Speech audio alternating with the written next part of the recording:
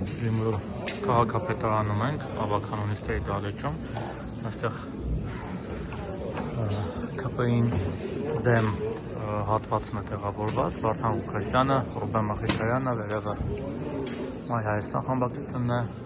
պատգամավոր Մայր Մելքոնյանն է այնտեղ նստած, մեր քաղաքը դաշինքը, այստեղ երկրորդ իսկ ահա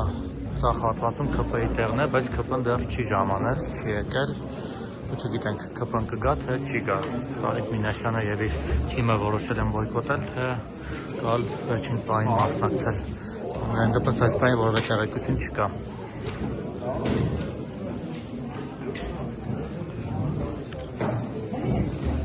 Վարդան Ղուկասյանն էլ պատասխանում է իր ելույթին, որովհետև որպես տարիքով ավական անդամ ինքն է վարելու այսօրվա նիստը, անդրանիկ նիստը, որից հետո հավանաբար նա կընտրվի քաղաքապետ, եթե ըստ պայմանավորվածության ընդդիմադիր մյուս խմբակցությունների անդամները իրենց ձայները տան Վարդան Ղուկասյանին։